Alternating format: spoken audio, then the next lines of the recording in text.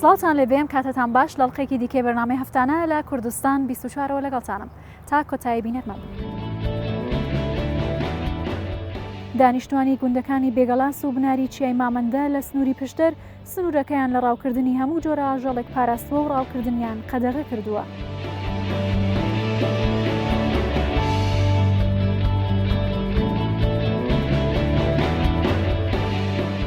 هاوڵاتیەکی زدی خەڵکی دەشتینینەوە زیاتر لە 100 ساڵە خانەوادەکەی ژەنیاری ئامێری دوهۆڵ و زوڵنان.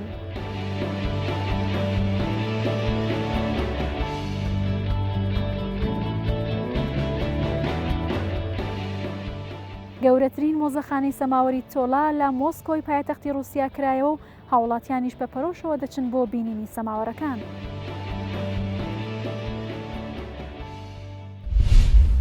سابیر سەبری هونەرمەندێکی شێوەکارەوە توانیوەتی لە پاشماوەی کەلوپەلی فرێدرا و جۆرە هاکاری دەستی دروست بکات لەوانە نافورە کە لەنێو باخچەکاندا دادەنرێت. ئەو توانیوەتی بەشداری لە چەندین پێشانگای ناوخۆ دەرەوە بکات لە ڕێگەی هونەرەکەیەوە توانیوەتی هەم ئەو کەلوپەلە فرێدراوانە دووبارە بەکار بهێنێتەوە هەم خزمەتێکی باشی ژین گەشت بکات.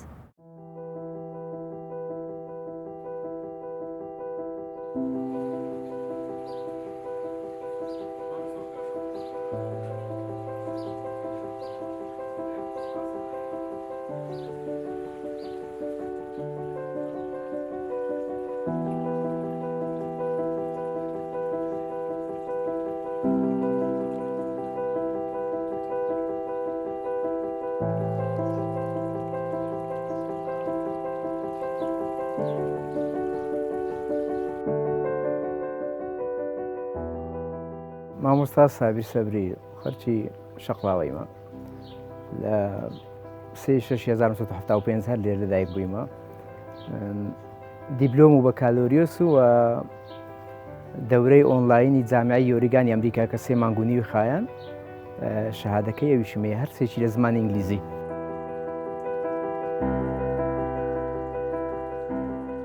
هەستم کرد کات گرینگە پێویست ناکات تۆ بە هەندێک یعنی کات شوێنی حەز بکەی کاتت بکوژی کاتشێکی زۆر بە نرخە ناگەڕێت.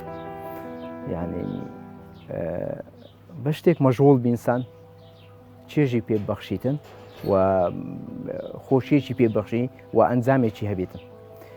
بۆیە هەستام خۆم غافڵان بە دروستکردنی چەند شتێک کە جوانیەکی هەبێتن و سوودێکی هەبێتن و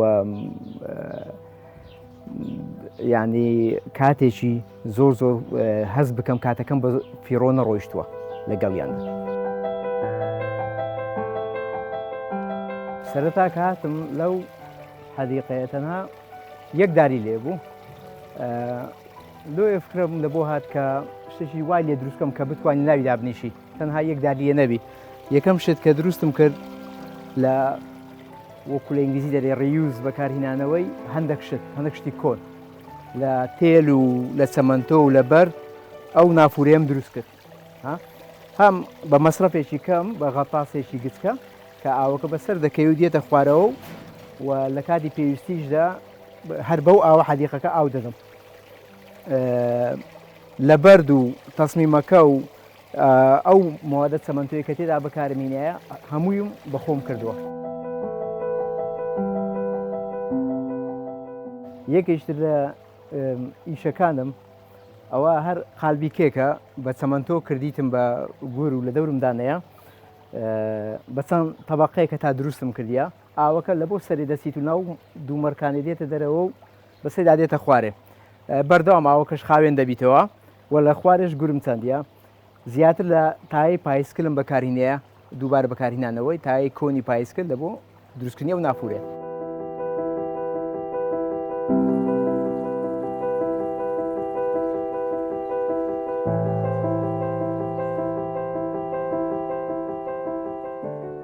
ئەوەشیان ئەو مێزە هەم لە چەمەنتۆ و لە کاشی و لە تای پایسکل دروست کراوە. ئەو نەخشەی لێ دەدراوە هەم پەلکی ئەو دارەیە بە چەمەنتۆ لی دراوە قالبەکەی وەرگرتیە هەمان شتە.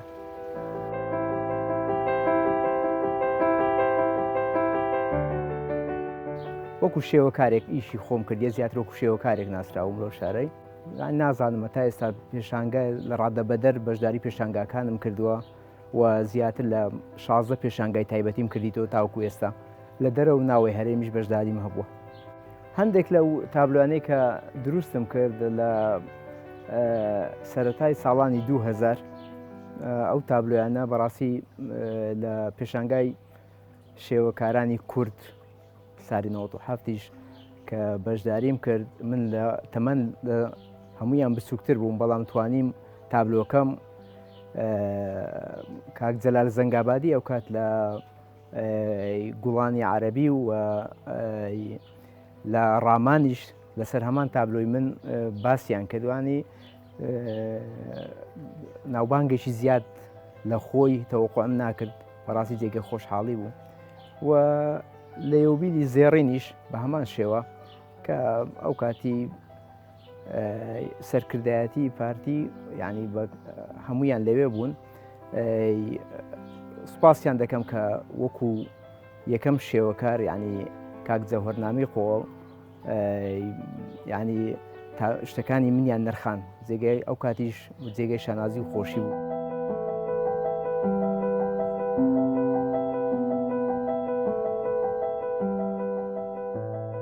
ساری 95 تابلۆیەکم دروست کرد لەسەر مافی ئافرەت دۆنافریتس بۆ کاتی لە ڕێکخراوی RDS Resource Development Service. تابلۆکە بۆ پێشانگایەکی نێودەوڵەتی برد لە جنێف لە پایتەختی سویسرا و 10,000 دانەی لێ دابش کرد و هەموو ئەندامانی کۆنگرە دابشی کرد کە تایبەت بوو بە مافی ئافرەت ئەو ساڵ لە وڵات بەسترا.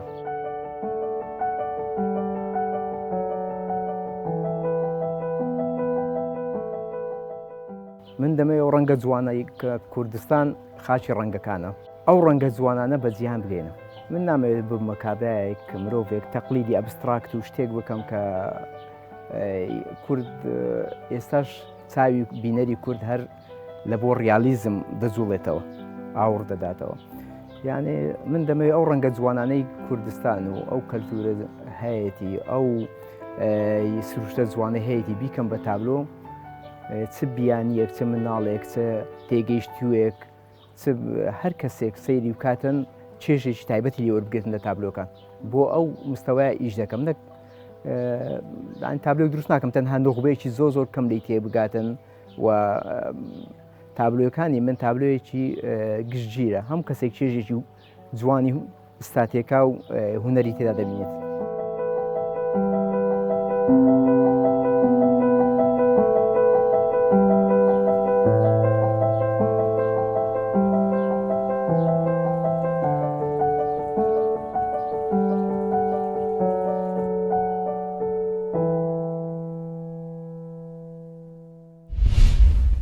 هاوڵاتیەک لە سلێمانی چەندین جۆری جیاوازی سابوونی کۆ کردوتەوە کە ژمارەیان 1400 سابوونە لە وڵاتە جیاوازەکان دروستکراون جۆرێکی بۆمدار و جوانی سابوونیشن بەڵام هۆکاری خۆشویستنی سابوونەکانی و کۆکردنەوەیان بۆ دەگەڕێتەوە کە لە کاتی خۆیدا دایکی سابوونێکی بووکێنی خۆی هەدیە پێدەدات کە دەگەڕێتەوە بۆ 100 ساڵ لەمەوبەر ئەمیش وای کردووە کە ئەم هاندانێک بێت بۆ کۆکردنەوەی جۆرەکانی سابوون و بە منداڵەکانیشی گوتووە کاتی خۆی لە ژیاندانەما سابوونەکانی بپارێزن.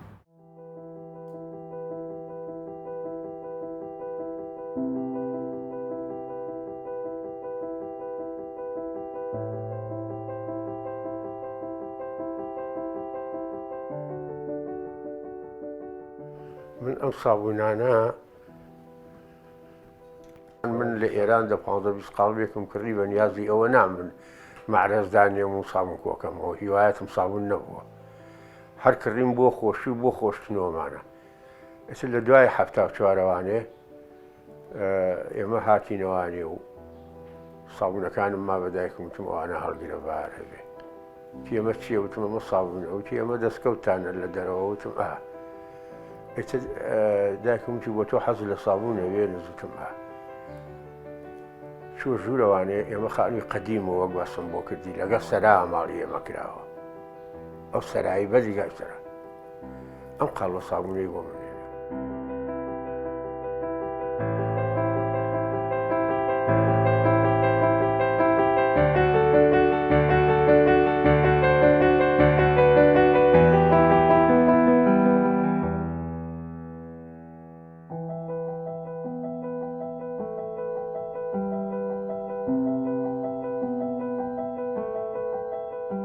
ناوەکانیان هەمووی ئینگلیزیە هەریشی حکوومەتێکە لە فەڕەنسەوە لە سویسرەوە لە کەنەداوە لە چۆوە مناڵەکانمان لە سویدە یەکدوانێکیان لە هۆڵندە و بەریتانیان هەمووی هەچی نەوعی گوڵ هەیە و هەچی نەوعی بۆن هەیە سابوونیان بۆ ناردوو.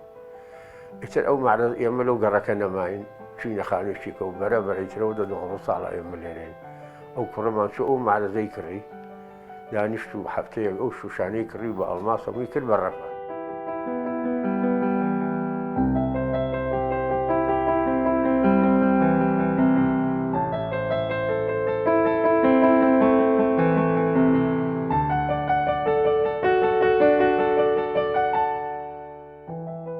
کەوا زۆر بوو ترمدامە ناوە سابوون گۆرمەوە یا بیفرۆشم یا کاسێکی هەو بکەم. زۆربەی بەیانی کە هەڵەستم ئیسا و خاپێ بکەرەوە بۆنێکی زۆر سەیریە بە دەموچاتە ناشەوتێت. اینجا هەموو خۆشیەکەش بەوەی ئەم قاڵبە سابوونەوە بووە. وچوومە چاوی خۆتان چۆن ئەپارێزن ئێوەش وتیانە ئیحتیمامی پێوەند زیاتر گەورەتری کەن با بچوونە بێتەوە با هەر هەبێت لە ماڵی کوڕەکان بێ لە ماڵی کچەکان بێ بەتەمای ئەم دیوارە بووم بیکەم بە مارەز شکا جێی نابێتەوە ئیسا سابوونی کەسم هەیە.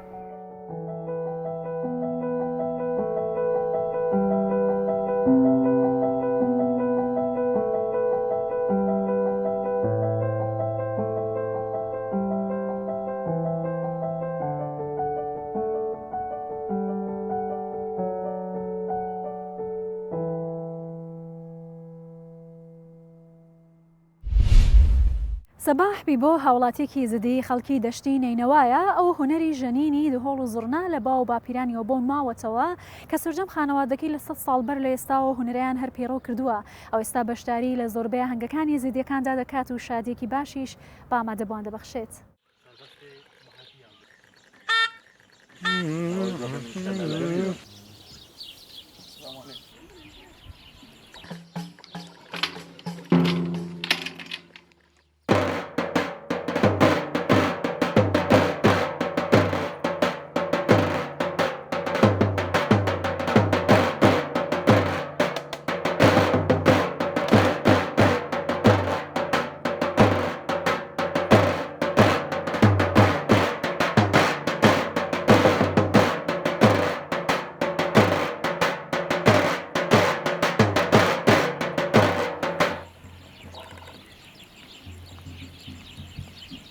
سال بترم دولو زرنا شوي لما دولو زرنا يعني عمري من 15 سال تقريبا دولو زرنا عازفت كاين قال ناجيل قال برايت خو قال ناجي وند موجود بين قال سربستي عازفت كاين اي زرنا بيش بت بيلافونيت كتم قال لي عازفت كاين شوي لما دولو زرنا مناسب ديني طوافت مايت خطاري طوافت دوغاتا السريشكا ساعات بين جمة الخانة اللي داين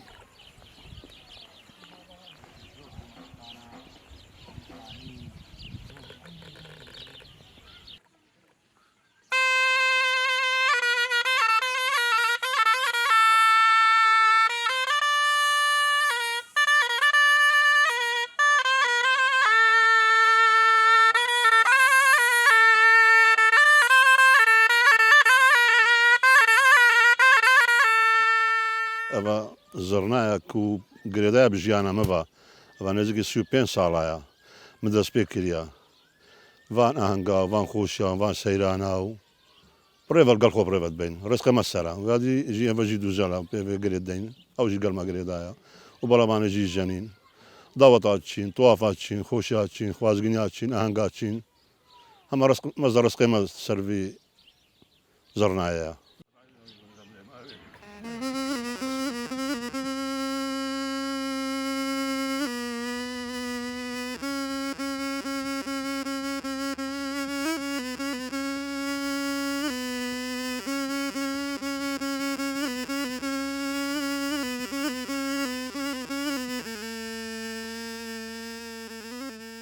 والله حسب ذوق منطقي هر منطقة داخوازك هي حسب منطقاوي فكراوي سرشي تسوي فكري دبر على يدين حسب فكرة منطقية شيخان شيخانة آكريا حركة دعوتك طيبة هي باربطر كل شيء يا عالم قالك حشمات الخانات كان میرانیە گەعدایە گەعدام دۆڵ و زڕنا عەزفتکەین زەمبەرەیە بەڵەڤانە پوتکە ئەف شۆلێ تۆسان ئەم سەرتەڵەبیا جمعەتێم بان شۆلە عەزفتکەین.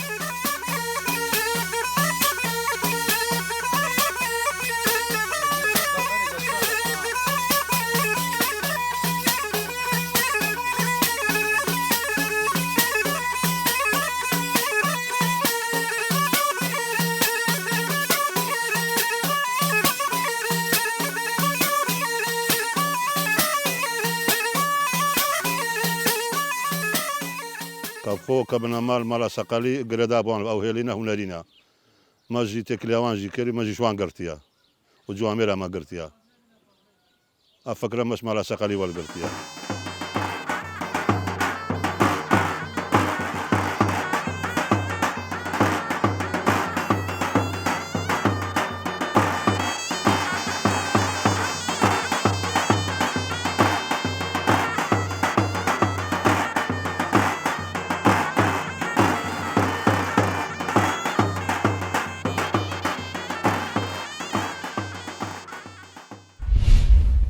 هاوڵاتیانی گوندەکانی بێگەڵاس و بناری چیای مامەندە لە سنووری قەزای پشتر لە پاڵ هێزەمنیەکان و پۆلیسی دارستان کاری پاراستنی ژینگەکەیان دەکەن ئەویش بەوەی کە و کەسانەی کە کاری ڕاوکردن دەکەن و کەلوپەلی ڕاویان پێیە ڕادستی هێزەکانی پۆلیسی دەکەن.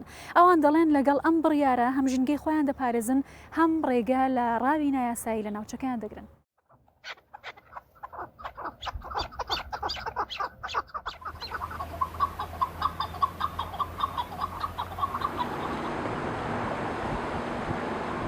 بێگەڵاس گوندێکە زیاتر لە 700 خێزانی هەیە سەر بەناحی هەڵشۆیە دەکەوتە باکووری ڕۆژهەڵاتی شاری قەڵاتزێ سنووری جوگرافیەکەی لە نێوان 7000 بە 7500 کیلۆمەتردایە هاوسنووری لەگەڵ کوردستانی ئەودی و لەگەڵ گوندی توژەڵا لەگەڵ گوندی شوێنەی کوردستانی خۆمان و سوونێ دووبێ گوندی شێوەڕەس شێخاودەلان هەڵشۆ دیارە پێشتر لە سنوورەکەی ئێمە ڕاوکراوە بەحەقەت ئەوەندە دەگەمان وڵا بووە کە خۆشمان هۆکارێک بووین بۆی کە دۆست و ڕفەقەمان بێن لێرە ڕاوکەن بەڵام بەداخەوە سنووریان تێپەڕان بەم برادرانە هەندێکیان تەنها ناویان ڕاوچیە گەرنا زۆر بێویژانن و هەستمان کرد کە بەڕاستی سروشتەکەمان ژینکەمان بەرە و جینۆساید و لە ناوچوون دەسێت یعنی بەڕاستی ئەمەی کە ئەوان دیکەن قەتڵ و عام لە ناوبردنی یەکجارە چییە بۆیە بڕێماندا بە هاوکار لەگەڵ برانی پۆلیسی دارستان وانە خۆشمان چاودێری سنوورەکە بکەین و وەکو عشایر وەکو گوندەکە وەکو هەموو کەسایەتەکان و گەنجان و لاوان و کۆی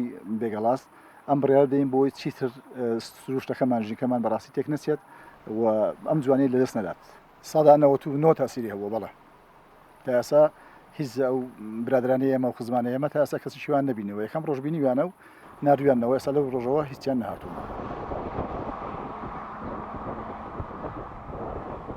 لەو منتیقی ئێمە کە باڵندە و ئاژەڵی شێوی بە تایبەتی کەوی زۆر هەیە سوێسکەی هەیە کەروێشکی هەیە ڕێوی هەیە و چقەڵ و ئەو گورگ و هەتا هەموو شتێکی لێ پەیدا بووە لەوانە ئێستا ورچیش پەیدا بۆتەوە لە بە حکمی ئەو سنووران ئەمە لەسەر سنووری ئێرانەی لەوێش تۆزێک ڕاو ناوێنن بەسنا و دیوێ شوێنێکی هەیە لە ئەو دیوی ڕەباکان ئەویش هەر کوێستانی مە بوو بەڵام لەبەرەوەی ئەو ئێران هاتوۆتە پێشەوە ئێستا بەجێ ماوە کۆمەڵێک ئاژەڵی گەورەی لێ بۆ نمونە گورگ و حیوانە چێویش هێتا بڵێ هەر لێ ماوە لە سنوورەکەی ساڵان لێرە ئێرە بینی بە ئەو گەنمە لێرە نەدەکرا لەبەر بەراز و ورچ و گورگ و ئەنواح و ئەشکار دەحبای هەبووە بەڵام ئێستا هیچی لێ نەماوە هەتا حیوانە چێوی لێرە هەبووە ئەو شاخەی ئێستا لێرە بیبینی دوای تەسویری دەکەی حیوانە چێوی لێ هەبووە ئەمە هەر هەمان بووە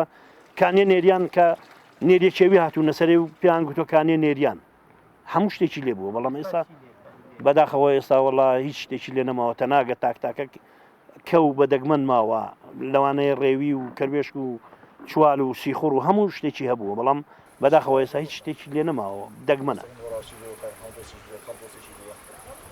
خۆی لە هەموو وڵاتان یاسا و ڕێسایەکی تایبەت هەیە بەڕاو خەڵکێک هەیە لە وڵاتان ئیجازە پێ دەدەن ڕێگای پێ دەدەن لە کاتی دیاریکراودا کەڕاو بکات نەک هەموو کاتێک بەڵام لێرە نیمچە بەرەڵدایەکی پێوە بوو لە هەموو کاتێکدا ڕاویان دەکرد بێ ئەوەی گوێ بدەنە حکومەت بێ ئەوەی گوێ بدەن بە ژینگە بە خەڵکی منتیقا بە هیچ شتێک زۆر بە بێویژدانانە ڕاویان دەکرد و جینۆسایدیان دەکردن بۆیە خزمانی بێگەڵاسیش بڕیاریاندا کە چیکە سنوورێک بۆ ئەو ڕاوەدا بنێن بۆ نەمونە ئێستا بڵێن لە کاتێکدا کە لەسەر هێلانەیە حەق نییە بە هیچ شێوەیەک ڕاو بکرێت لەبەرەوەی ئەو کەوە لەوانەیە 20 بۆ 30 دانێکەی لە دووە بەجێ بمێنێت ئەتۆ کاتێک ڕاوت کرد ئەوی هێلکانە دەفەوتێن ئەو باڕەکەوانە دەفەوتێن کەواتە لە کاتی خۆی دانیە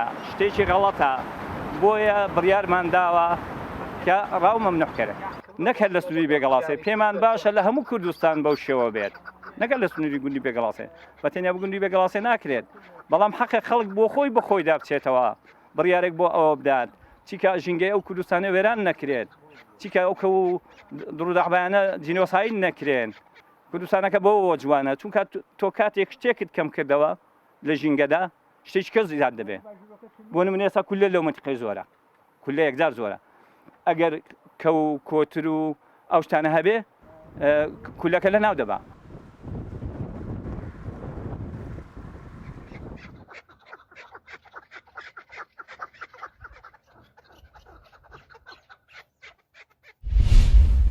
لە سەردەمانی کۆنەوە سەماوەر یەکێک لەو ئامرازانە بووە کە بۆ تەوەکاری گەرمبوونەوە و گەرم و گوڕبوونی کۆڕی خێزانە کوردەکان بەڵام لە رووسیاش جۆرەکانی سەماوەر بەکار هاتووە و رووسیا یەکێک لە وڵاتانە بووە کە لە سەدەکانی هەژدەی ناوەڕاستەوە سەماوەری دروست کردووە ئێستاش لە شاری تۆلا لە رووسیا مۆزەخانێکی بچوو کراوەتەوە پێشانگایەک بۆ نیشاندانی ئەو جۆرە کەرەستە کۆن و قەدیمیانە.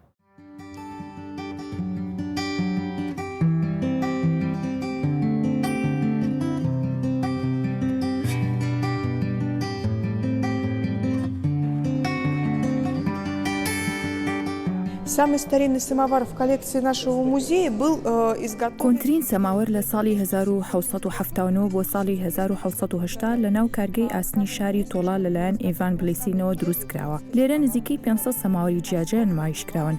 مۆزەخانەکەمان ساڵی 1997 بنیاد نراوە تا دروستکردنی ئەم مۆزەخانەی هیچ پرۆژەیەک بۆ کۆکردنەوەی سەماوەر لە شارەکەدا نەبوو. بیرۆکەی سازکردنی مۆزەخانە لە پێشانگاکەوە سەری هەڵدا کە لەم شوێنەدا و تایبەت بە سەماوەر کرابووە. دیارە ئەم مۆزەخانەیە سەرنجی دانیشتوانی شارەکە و تەواوی رووسیاشی بۆ خۆی ڕاکێشاوە.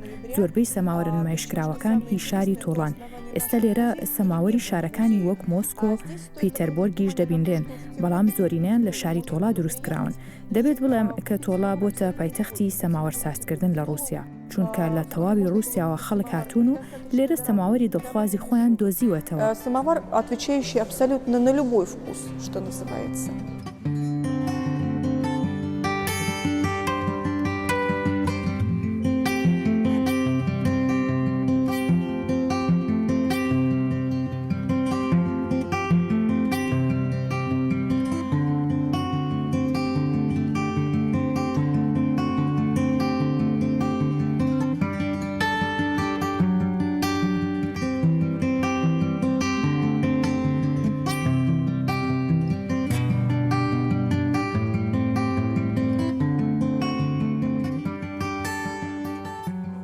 И нас, конечно, этот музей очень впечатлил, потому что такое обилие... من لە مۆسکۆوە هاتووم بڕیارماندا سەردانی ئێرە بکەین بۆ پێی یەکێکە لام مۆزەخانە بەناوبانگەکان. بێگومان من سەرسامم چونکە ئەو ژمارە زۆرەی سەماوەرە تەنیا لێرە دەبینرێت. پاشان فۆرمی سەماوەرەکان جیاوازن لە شێوەی پەرداخ و شێوەی سوراحی دروستکراون. هەندێکیان ئیشیان زۆر تێزاکراوە پتر بە بەرهەمی هونەری دەچن. من چێژی زۆرم لە جوانی بەرهەمەکان بینی. چای سەماوەرم زۆر لە مێژە خواردوەتەوە کە تامەکەیم بیر نەماوە. حەز دەکەم دیسان تاقی بکەمەوە.